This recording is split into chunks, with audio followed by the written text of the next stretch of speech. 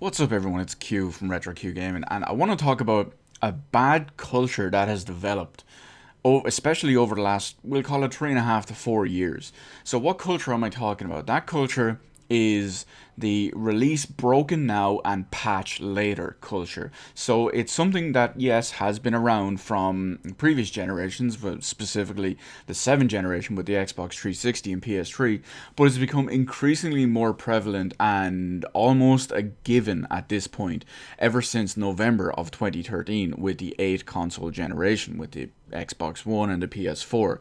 Games have increasingly been released in desperate states and needing huge day one patches or even multiple patches post release to get a game to what would previously have been a release quality standard. And of course, Ubisoft have been doing this for years in the previous generation, so it's not a complete new thing for just this generation. But the latest game and offender on the list is Prey, the new poorly named pseudo sequel, Prey, I believe I like to call it. Not the one from 10 years ago, but the new poorly named pseudo sequel, Prey. But the game obviously isn't out yet. The game isn't released until May the 5th, so it's going to be released this coming Friday. But a user by the name of Gadgets360, who has managed to get his hands on an early copy from a retailer a few days in advance, he's got his hands on a PS4 copy, and when he popped it into his PlayStation 4, it downloaded what will be the day one update. So it's going to patch the game to version 1.01. And because of that, if you're familiar with how the patches work on PS4, once the patch is done downloading and installing, he can actually check the update list. And by the update list, I mean all the new features and additions and changes that were actually in the patch notes of whatever patch that is. It's the usual kind of stuff for the most part. And it's things like fixes graphical bugs, increases frame rate stability, adds, visual effects that were bugging out and adds sound effects that were bugging out and UI effects that were bugging out. The general stuff like that. There's a bunch of stuff in the actual patch notes that I'm not going to go over. But there is one specific important thing I want to talk about in the patch notes, which is a huge symptom and a massive issue not just regarding Prey, but just regarding the culture of releasing an unfinished game and then essentially patching it to release standards. Even if it's on day one, it's basically unacceptable, let alone some of these games that need multiple patches over weeks and months post-release. Or some games, there's very few of them, but some of them do never get patched and remain broken.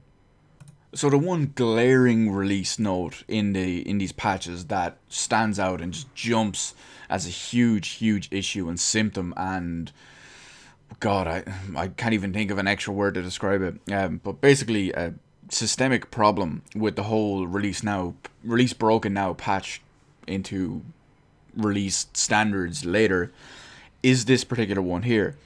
Operators can no longer occasionally shoot through walls. I'm going to read that one again. Operators can no longer occasionally shoot through walls. That seems like a huge glaring oversight, if you ask me. To release a game, remember, officially, version 1.0, the game that ships on the disc on release date, is the official base version of the game. Okay, and that version of the game has shipped with the ability for operators who are some sort of robot enemy. I don't know how the game works. I have no interest in the poorly named pseudo sequel that is Prey, but there's some type of enemy, some common enemy, who have the ability, because of poor programming and glitching and whatever, and just inability to code, to shoot through walls at the level that has been called at the frequency, I should say, that has been called occasionally. Think about that. This is a major AAA game studio with a major AAA publisher releasing a major AAA game in 2017 where enemies can occasionally shoot through walls because it is not created, coded, and programmed properly. So who here has an issue with me saying that release broken now and patch later is wrong? And it's incorrect and it's invalid. No one with a brain, I'll tell you that much. For the simple reason is a game should not be in a state of being released. Now, I realize when you look at this developer and their previous line of working, look at Dishonored 2. The game released in a really, really bad situation, mechanically speaking. As far as I know, it didn't have enemies shooting through walls. But the big thing is a lot of games release mechanically broken or technically broken, whatever way you want to call it. This is another aspect of it. One of them is engine usage, which is terrible in games like that. And one of them is I don't even know if this would be called engine usage, not engine optimization, but the fact that you can't code something properly to not clip through a wall, or well, to clip through a wall, I suppose. What does that say about the developer? And what does that say about the publisher allowing the game to come out in this form? Now, here's another thing. What if they hadn't been able to fix this? Like, Prey has obviously gone gold a few weeks ago. Obviously, the game is in stores, in back offices and stock rooms waiting to be released and sold in 2 days. So, what if, when that game was pressed, let's call it a month ago. I don't know exactly when Prey went gold, but you're probably talking about a month ago. Now, what if they were probably confident that they could fix that issue within the month and a half, whatever it was? What if they couldn't? And then they were left post-release with a big mess for a few weeks, if not even longer, of a game being slated for being a broken mess upon release that had enemies that could occasionally shoot you through walls. Now, remember, this is also coming from a publisher who no longer provides pre-release copies of games. Remember that. Ever since Doom in 2016, they no longer provide pre-release copies of games to developers, or not developers, sorry, to publishers and researchers, not researchers, I can't English today, previewers and reviewers and websites and things like that.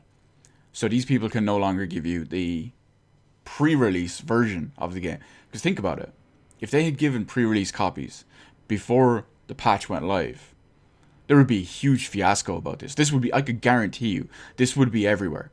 You could look on every major website, including like Social Justice Warrior, Taku. They would be probably the biggest offenders of this. I think they've been blacklisted, but well, by Bethesda or ZeniMax, whoever. But you get the point. So imagine the backlash that would be in the, quote, mainstream gaming media, which is a joke unto itself, unquote.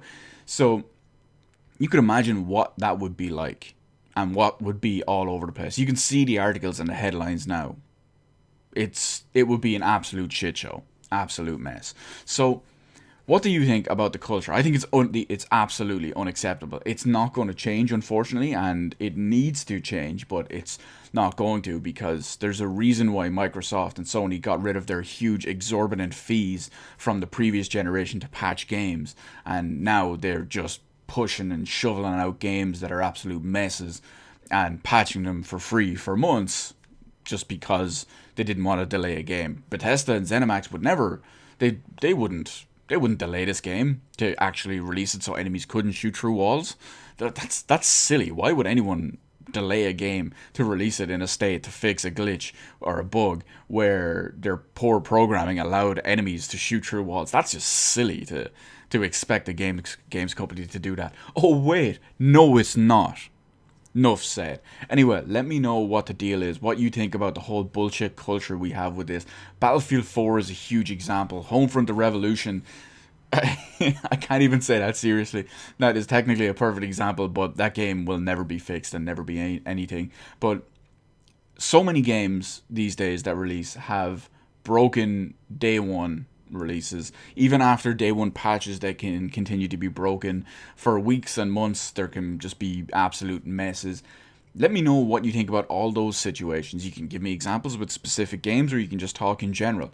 Whatever it is that has affected you or your opinion on this, throw it in the comments section below. Hit the like button, hit the subscribe button. You can follow me on Twitter, details in the description below. Thank you for watching, and I will see you on the rest of the videos in my channel.